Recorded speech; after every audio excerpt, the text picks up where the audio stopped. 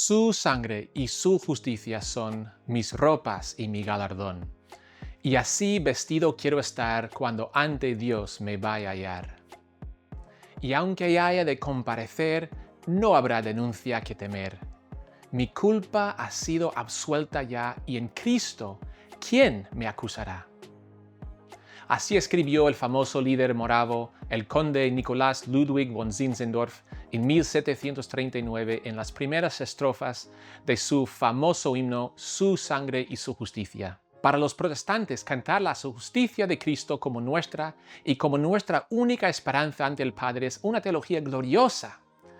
Sin embargo, durante más de medio milenio, los católicos romanos han condenado declaraciones como estas como herejías que no se encuentran en las Escrituras ni en los primeros 1500 años de la Iglesia. Entonces, ¿qué decimos exactamente como protestantes cuando hablamos de la justificación? Más importante aún, ¿qué dice la Biblia sobre el tema?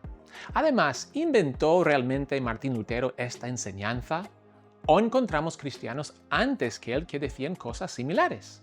¿Es la justificación realmente el aspecto más importante de la salvación? ¿O hay algo más central? En este vídeo responderemos a todas estas preguntas mientras analizamos la doctrina de la justificación en las Escrituras y la historia y su rol en el plan de Dios. Antes de profundizar en las Escrituras, sería útil explicar qué queremos decir los protestantes cuando hablamos de la justificación. Este es obviamente un tema importante para nosotros, ya que 3 de las 5 solas de la Reforma Protestante abordan directamente este tema: solo por gracia, solo por fe y solo en Cristo. Y aunque podríamos decir mucho sobre el tema, aquí compartiremos 3 ideas clave. Primero, estamos muertos en nuestros pecados. Así es, no solo estamos débiles o apáticos, sino muertos. Desde la caída de Adán y Eva no somos libres para conocer y amar a Dios, sino que cambiamos la verdad de Dios por una mentira y nos amamos egoístamente a nosotros mismos. Esto afecta todo lo que hacemos, de tal manera que incluso nuestras supuestas buenas obras están contaminadas con pecados, como el orgullo, la idolatría y la lujuria. Segundo, somos salvos solo por la gracia, solo por la fe y solo en Cristo. Dios no nos salva porque hagamos nuestra parte y Él la suya, sino que Él lo hace todo. Y no buscamos la salvación en nosotros mismos ni en ningún otro santo, sino solo en Cristo. En tercer lugar, aunque no somos salvos por buenas obras, ciertamente somos salvos para buenas obras.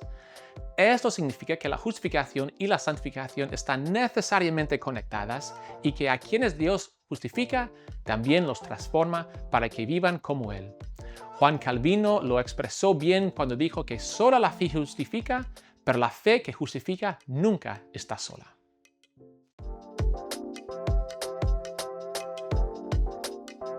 La Biblia habla de la justificación en muchos pasajes y si observamos cómo la trama principal de las Escrituras relata cómo Dios salva a su pueblo a pesar de su pecado y le da nueva vida, podríamos incluso decir que la justificación es uno de los temas centrales de las Escrituras. Pero donde la Biblia habla con mayor claridad sobre el tema es en el libro de Romanos. En los primeros 3 capítulos, Pablo dice que todos somos pecadores, totalmente corrompidos por el pecado, y que merecemos la muerte. Es una noticia terrible, pero en Romanos 3, Pablo da la noticia radicalmente buena. Dios envió a su Hijo a morir en la cruz por nuestros pecados para que fuéramos justificados por la fe. Pablo continúa desarrollando la buena noticia en el capítulo 4, donde habla de Abraham siendo justificado por la fe independientemente de las obras. Y luego dice esto en el versículo 5. En cambio, al que no se basa en sus obras, sino que cree en aquel que justifica al impío, su fe le es tenida en cuenta como justicia. Finalmente, aunque Pablo aborda el tema de la santificación en el capítulo 6, lo aborda con seriedad en los capítulos 12 al 15. Y es importante destacar cómo Pablo comienza esa sección. Por lo tanto, hermanos, os ruego por la misericordia de Dios que os presentéis vosotros mismos como sacrificio vivo, santo, agradable a Dios. En otras palabras, Pablo basa su llamado a la santificación en la obra previa de justificación de Dios, que describió en los primeros capítulos del libro.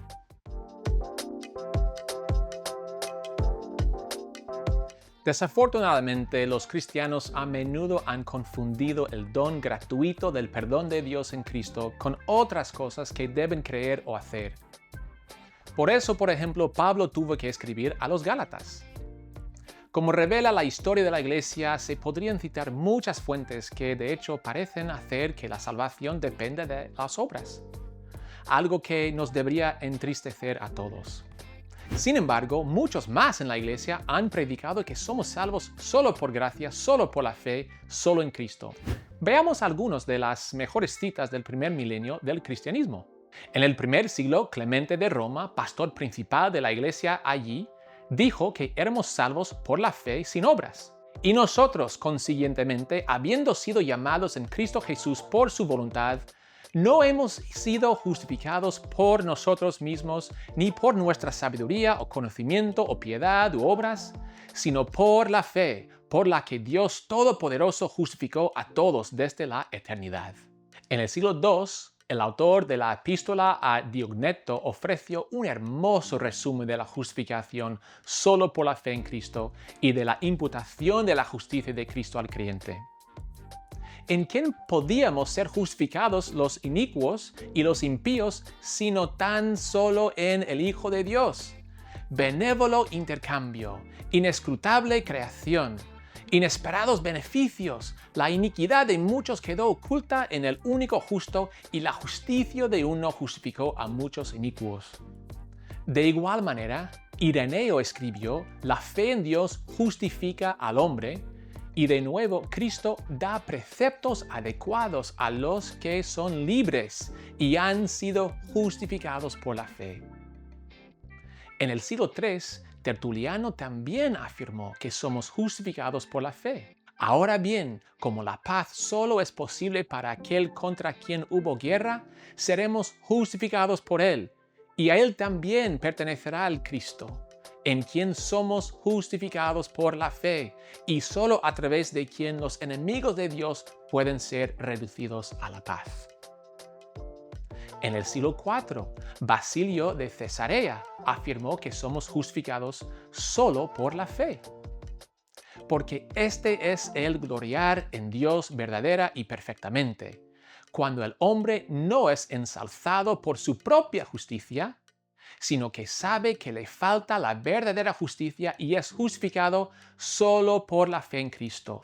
Y Pablo se gloria de que menosprecia su propia justicia y busca la justicia que es por medio de Cristo, es decir, la justicia de Dios en la fe.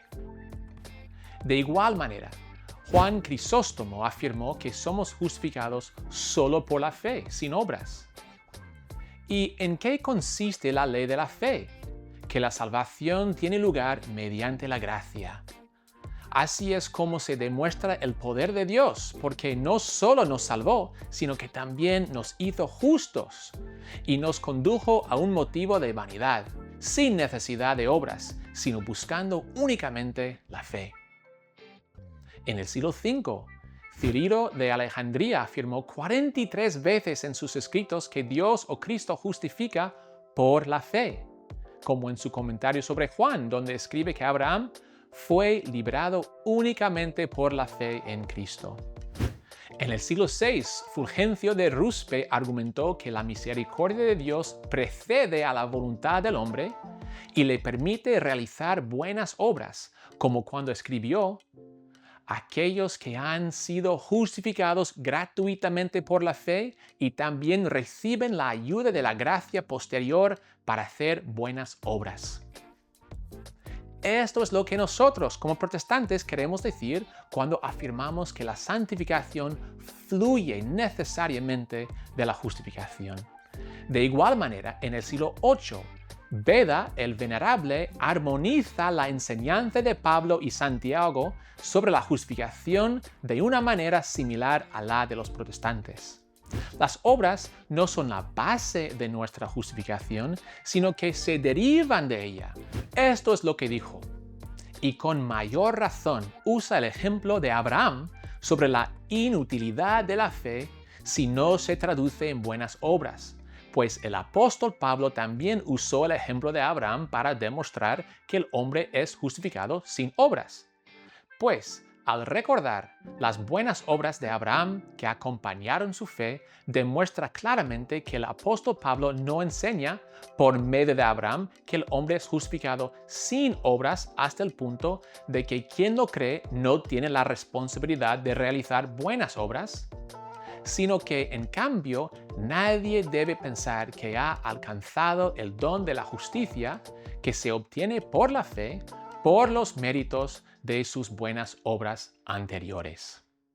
En el siglo IX, Claudio de Turín escribió: al mismo tiempo nos vemos obligados a darnos cuenta de que todos los padres antiguos que fueron justificados lo fueron por la fe sola. Y, finalmente, Sedulio Escoto también habló de la justificación solo por la fe cuando escribió: Dios justifica al impío convertido solo por la fe, no por las buenas obras que antes no tenía. De lo contrario, debería haber sido castigado por las obras impías. Dice esto porque la fe del impío que cree en Cristo le es contada por justicia sin obras de la ley como Abraham.